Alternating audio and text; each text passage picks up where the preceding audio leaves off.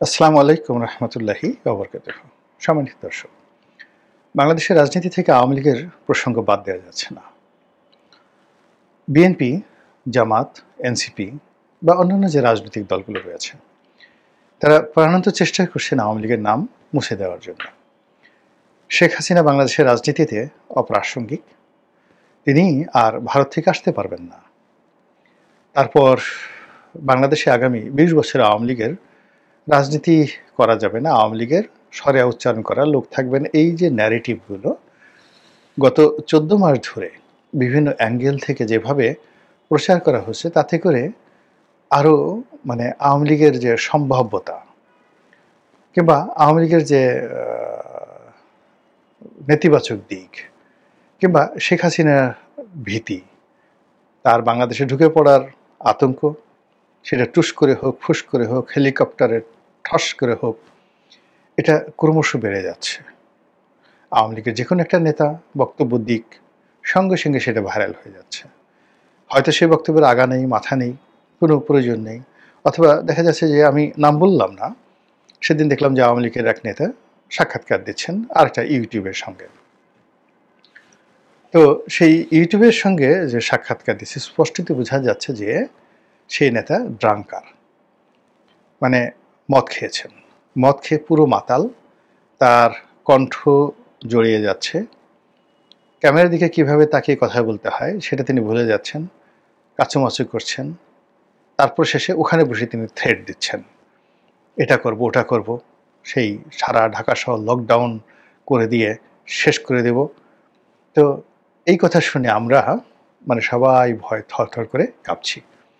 সে আব্দুর রশিদের সে বিখ্যাত কথার মতো, লোকটা শুধু করতে বড়াই, ভাঙতে পারি লোহার কড়াই, শুনে সবাই কাঁপতে ডরে, খিল লাগিয়ে থাকতে ঘরে। এখন আওয়ামী লীগের যে যাই বলুক না কেন, যেখান থেকে বলুক, সেটা ছাত্রলীগের একজন নেতা বলুন, আওয়ামী লীগের কোনো সাবেক মন্ত্রী, যেমন কয়েকজন মন্ত্রীকে আমি দেখলাম লন্ডন থেকে বক্তব্য দিচ্ছেন। তো এর মধ্যে একজন মন্ত্রী, সাবেক মন্ত্রী আব্দুর রহমান, ছাত্রলীগের নেতা ছিলেন, তো তিনি বক্তব্য দিচ্ছেন। স্পষ্টতই বোঝা যাচ্ছিল তিনি অসুস্থ, একেবারে অসুস্থ অবস্থায় বক্তব্য দিচ্ছেন, এবং সেই লন্ডন থেকে তার সেই বক্তব্য, সেটাও সামাজিক মাধ্যমে ভাইরাল।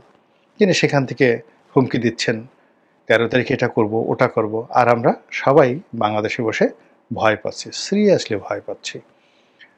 আর এখন শেখ হাসিনা তো যে পর্যায়ে চলে গেছেন, তিনি সেই প্রথম দিকে যেমন দলীয় নেতাকর্মীদের সঙ্গে অনেক কথাবার্তা বলতেন, তারপরে বাংলাদেশ থেকে যে কোনো লোকই তার সাথে কথা বলতে পারত।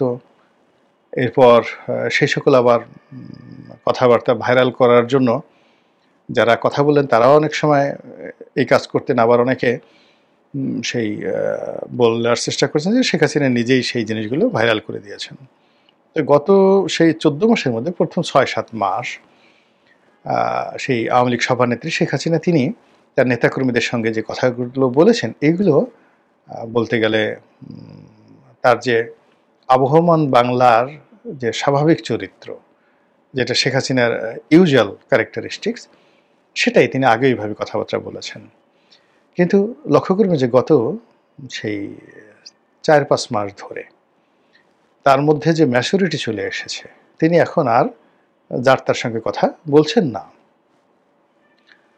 দ্বিতীয়ত, তিনি যে সাক্ষাৎকার দিচ্ছেন আন্তর্জাতিক বিভিন্ন গণমাধ্যমের সঙ্গে, সেই গণমাধ্যমের সঙ্গে তার যে সাক্ষাৎকার, এতে স্পষ্টতই বোঝা যাচ্ছে যে তিনি আন্তর্জাতিক গণমাধ্যমের নিকটও সহজলভ্য নন।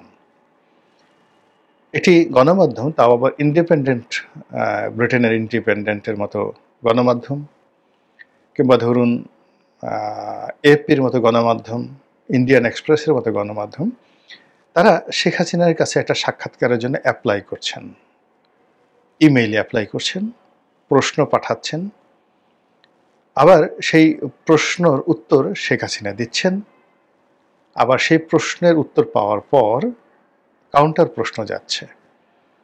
তাহলে চিন্তা করুন যে একটি সাক্ষাৎকার নেওয়ার জন্য আন্তর্জাতিক গণমাধ্যমগুলোতে সেই এএফপির মতো প্রতিষ্ঠানকে অন্ততপক্ষে ১ সপ্তাহ মোর দেন 1 সপ্তাহ কন্টিনিউয়াসলি তার সঙ্গে যোগাযোগ করতে হয়েছে। প্রথমে একটা অ্যাপ্লিকেশন করেছে যে, ম্যাডাম আপনার একটা সাক্ষাৎকার নিতে চাই, আপনি রাজি কিনা?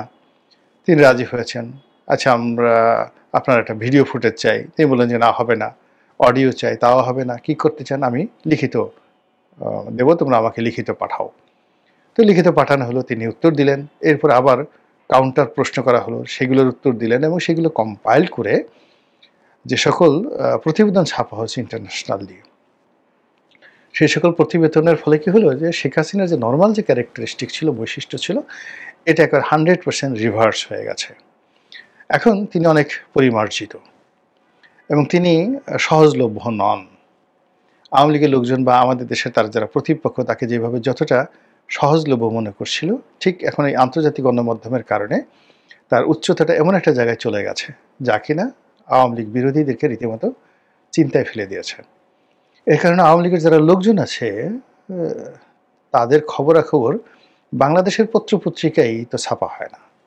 তারা যদি দু কলম লিখতে চান বা তারা যদি কোনো একটা বক্তব্য, স্পেশাল কোনো বক্তব্য দিতে চান, এমনকি কোনো টকশোতে যেতে চান, আমাদের লোকাল মিডিয়া এটা যদি একদিনের জন্য বাধ্য হয়, দ্বিতীয় দিন আর তার আগ্রহ থাকে না।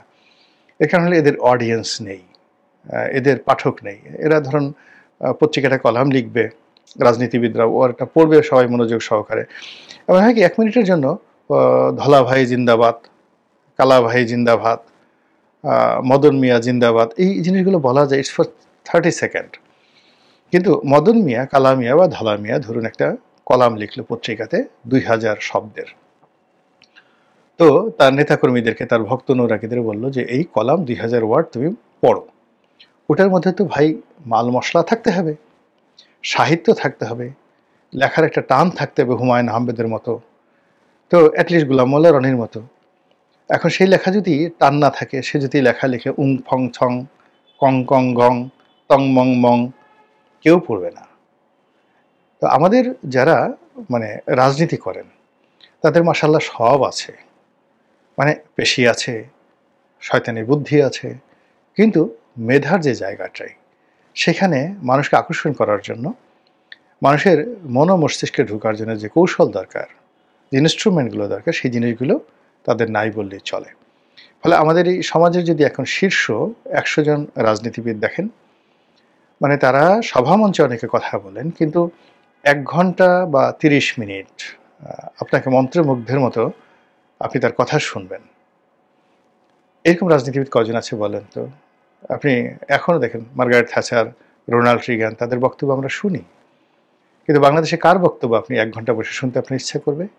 মঞ্চে দাঁড়িয়ে বলেন কিংবা টেলিভিশনে বলেন, কোনো জায়গাতে বলেন, এই জিনিসটা নেই। কিংবা ধরুন লেখা, এখন শেখ হাসিনা ইংরেজিতে লিখছেন দ্য উইকে, তারপর তিনি সাক্ষাৎকার দিচ্ছেন, সেটা আমরা খুঁটাইয়া তার পক্ষ প্রতিপক্ষ সবাই সেটা পড়ছি।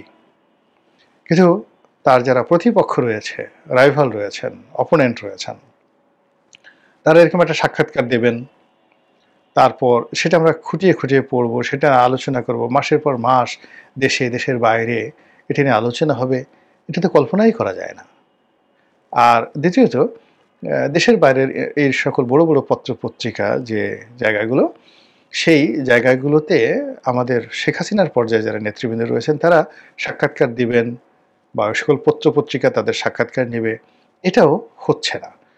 ফলে শেখ হাসিনার যে ইউজুয়ালিটি ছিল বা অ্যাভেলেবিলিটি ছিল, এটা এখন একটা অন্য জায়গাতে আওয়ামী লীগ সেটা নিয়ে গেছে। নিয়ে গিয়ে যে কাজটি করছে, এখানে আওয়ামী লীগের যে সকল নেতা মানে আপনাকে ভয় দেখাতে পারবে, যে সকল নেতা আপনাকে বিভ্রান্ত করতে পারবে, যে সকল নেতা আপনার মধ্যে বিরক্তি তৈরি করতে পারবে, আপনার মনে ক্রোধ তৈরি করতে পারবে, তাদেরকে মাঠে নামিয়ে দেওয়া হয়েছে। কেউ হয়তো একটা ঢিল মারছে, কেউ হয়তো একটা ককটেল মারছে, কেউ একটা মিছিল করছে, কেউ 5টা বেলুন ফুটাচ্ছে, কেউ 5টা বেলুন উড়াবে এই কথা বলছে, আর মুহূর্তের মধ্যে আপনার সমস্ত মানে শক্তিমত্তা দিয়ে আপনি সেগুলো মোকাবেলা করার জন্য মাঠে নেমে পড়লেন। দেশের বাইরে যে সমস্ত লোকজন আছে আগে যারা খুব বিরক্তকর ছিল, তারা হয়তো আরও খারাপভাবে আপনাকে একটা গালি দিল, একটা থ্রেট দিল, তারপর সে আতঙ্ক তৈরি করলো, নিজেদের সেই দুর্বল শরীর নিয়েও আপনার যে শক্তিশালী দেহে আঘাত করার জন্য সে সেই 10,000 মাইল দূর থেকে সে আপনাকে হুমকি দিল, আর আপনি 10,000 মাইল দূরে সেই হুমকি শুনে চিত হয়ে পড়ে গেলেন, ঘর থেকে বেরোচ্ছেন না, যে লকডাউনের মধ্যে যদি আমি ঘর থেকে বের হই আমার এটা হবে ওটা হবে ইত্যাদি ইত্যাদি। তো এই যে মানে যাকে বলা হয় ডেভিল পলিসি, রাজনীতির যে ডেভিল পলিসি, এই পলিসিগুলো কিন্তু আওয়ামী লীগ সেই প্রথম থেকেই তারা মানে তাদের দলের সফলতার জন্য এগুলো করে আসছে পাকিস্তান জমানা থেকে। তারা এই কাজকর্মগুলো করে আইয়ুব খানকে ভয় দেখিয়েছে, এই কর্মকাণ্ড করে ইয়াহিয়া খানকে তাড়িয়েছে, এই কর্মকাণ্ড করে তারা ভারতীয় বাহিনীকে তাড়িয়েছে। আওয়ামী লীগ মানে বাংলাদেশে যে ভারতীয় বাহিনী ছিল মুক্তিযুদ্ধের পরে এত দ্রুত, মানে এখানে আওয়ামী লীগের অনেক পলিসি ছিল, শয়তানি ছিল, এটা একেবারে আপনার কোনো অস্বীকার করার উপায় নেই। তারপরে তারা সামরিক শাসনের বিরুদ্ধে যুদ্ধ করেছে, জিয়াউর রহমান সাহেবের বিরুদ্ধে যুদ্ধ করেছে, এরশাদের বিরুদ্ধে যুদ্ধ করেছে, লড়াই করেছে, সংগ্রাম করেছে, এবং সব জায়গাতেই তাদের এই নেগেটিভিটি জিনিসগুলো, বোমা মারা, তারপর শেষে সেই যাকে বলা হয় রাজপথে হরতালের নামে একেবারে উলঙ্গ করে ফেলা। এক ভদ্রলোক কিন্তু পুরো ন্যাংটা একদম সচিবালয়ে যাচ্ছিল, আপনার মনে আছে সেই শাহবাগের সেই ঘটনা। তো এই কাজগুলো তো আওয়ামী লীগ করেছে, আপনার সেই যে লগি বৈঠার মতো মানে নিশ্চলতা দেখানো, প্রকাশ্য রাজপথে সাপের মতো মানুষ পিটিয়ে মারা, এগুলো তাদের রেকর্ড আছে, দে ক্যান ডু ইট। এবং তারা যেভাবে রামদা দিয়ে যেভাবে বিশ্বজিৎকে হত্যা করেছে, এখন আপনি যখনই আওয়ামী লীগের কথা চিন্তা করবেন আর ওই ধরনের একটা বড় রামদা আসতেছে এবং আপনি আওয়ামী লীগের সঙ্গে মারামারি করবেন, আপনি ওই যে আপনি লগি বৈশার সেই যে তাণ্ডব, সেটার কথা আপনার স্মরণ হবে। আপনি যখন শেখ হাসিনা নিশ্চয়ই কথা চিন্তা করবেন, তখন আপনি যখন চিন্তা করবেন ইলিয়াস আলীর অবস্থাই হয়েছে, ব্যারিস্টার আরমানের অবস্থা এই হয়েছে, এরকম বড় বড় লোকজন তাদেরকে এভাবে আয়না করে ঢুকিয়ে একেবারে মোটামুটি কাট্টুস করে দেওয়া হয়েছে। সঙ্গত কারণেই আপনার ভয় লাগবে, এবং এই ভয়টাই হলো মানে আওয়ামী লীগের এখন মূল এনার্জি বা শক্তি। সে দূরবর্তী স্থান থেকে যত বেশি তার প্রতিপক্ষকে ভয় দেখাতে পারবে। এর কারণ হলো মানে খারাপ অবস্থায় যখন মানুষ থাকে, দুর্বল অবস্থায় থাকে, তখন প্রেম করা যায় না, তাদের সাথে কেউ প্রেম করে না। প্রেম করতে হয় ক্ষমতা, যখন আপনি ক্ষমতাধর। আর যখন আপনি দুর্বল থাকেন তখন খুব হাক ডাক দিতে হয়, এবং তখন আপনাকে মানে আপনি যে ভয় পাননি এটা বোঝানোর জন্য খুব জোরে জোরে গান গাইতে হয় এবং আপনাকে লম্ফঝম্প করতে হয়। এই কারণেই পণ্ডিতরা বলে গেছেন আহত বাঘ মানে ভয়ঙ্কর হয়ে ওঠে, যে কোনো আহত প্রাণী। এখন আওয়ামী লীগ আহত, সেই আহত অবস্থায় সে তার প্রয়োজনে, তার স্বার্থের জন্য, তার অস্তিত্বের জন্য, তার সার্ভাইভালের জন্য সে পারে না এমন কোনো কর্ম নাই। এমনকি তার সবচেয়ে আপনজন যে লোকজন আছে তাকেও বলিদান দিয়েও যদি তার প্রতিপক্ষকে অপদস্থ করা যায়, শাস্তি করা যায়, সেই কাজটিও তারা করতে পারবে, করবে, এবং অতীতে তারা করেছে। সেই দিক থেকে এই যে এখন যে রাজনীতির যে সময়, যতই শেখ হাসিনার বিরুদ্ধে যে আদালতের রায় হবে সেটা দিন এগিয়ে আসছে, নির্বাচন যত কাছাকাছি আসছে, নির্বাচনের সম্ভাবনা নিয়ে যত বেশি কথাবার্তা হচ্ছে, ততই বেশি আওয়ামী লীগের যে আমি এখানে শিরোনামে যেটা ব্যবহার করেছি শয়তানি, এখানে আমি ওটা বলবো না, এটা আমি বলবো যে এটা তাদের একটা রাজনৈতিক পলিসি, এবং সেই পলিসি করে তারা বারবার, একবার নয় বারবার বিজয়ী হয়েছে, কখনো পরাজিত হয়নি। এখানে যেমন বিএনপি সন্ত্রাস করার চেষ্টা করেছে, জামাত সন্ত্রাস করার চেষ্টা করেছে, ৭১ জামাতের সন্ত্রাস, কিংবা সেই বিএনপির দুই দফা, এক দফা সেই 2013 সনে 14 সনে যেটা জ্বালাও পোড়াও, আবার 2016 সনে আবার সেই দ্বিতীয় দফা জ্বালাও পোড়াও। তো এই জিনিসগুলো করে বিএনপি কিন্তু সফল হয়নি, প্রতিপক্ষকে ভয় দেখাতে পারেনি, এবং বিএনপি একটা ভীতিকর দল, মানে জামাত একটা যাকে বলা হয় ভীতিকর দল, এই জিনিসটি কিন্তু জামাতের যারা বা বিএনপি যারা প্রতিপক্ষ তারা বিশ্বাস করে না, দে ডু নট বিলিভ বা দে ডু নট ট্রিট ইট। কিন্তু আওয়ামী লীগের যারা প্রতিপক্ষ তারা জানে যে এরা সব পারে, এরা না পারে এমন কোনো কাজ নাই। এরা মানে দেখা গেল যে নিজেরা বাস পোড়াতে পারে, নিজেদের গায়ে নিজেরা আগুন লাগিয়ে বলতে পারে বিএনপি আগুন লাগিয়েছে। তো সেই সর্বশক্তি এখন যেহেতু তারা সবাই মোরাললেস আউট অফ সিনিয়রিটি রয়েছে, নিরাপদ জায়গাতে রয়েছে, এবং তাদের হাতে পর্যাপ্ত টাকা আছে, আর তাদের কোনো কাজ নেই, অলস মস্তিষ্ক শয়তানের কারখানা। তারা এখন সারাদিন দিল্লিতে বসে ইংল্যান্ডে বসে, লন্ডনে বসে, প্যারিসে বসে, সব জায়গাতে বসে বসে সারাদিন শুধু কীভাবে গিট্টু লাগানো যায়, কীভাবে প্রতিপক্ষকে ভ্যানিশ করা যায়, কীভাবে একটার পর একটা সমস্যা তৈরি করে তাদের যারা প্রতিপক্ষ তাদের মনে আতঙ্ক তৈরি করে দেওয়া যায়, ভীত সন্ত্রস্ত করে দেওয়া যায়, সেই কাজগুলো তারা শুরু করে দিয়েছে। আর এই শুরু করার ফলে বাংলাদেশ এখন অতীতের যে কোনো সময় আসছে অস্থির, অনিরাপদ এবং যাকে বলে কম্পমান। এটা আপনি আমি কতদিন বইতে পারবো, কতদিন আমরা এটা বহন করতে পারবো সেটি দেখার বিষয়। মহান আল্লাহ আমাদের সবাইকে হেদায়েত দান করুন এবং হেফাজত করুন। আসসালামু আলাইকুম ওয়া রাহমাতুল্লাহি ওয়া বারাকাতুহু।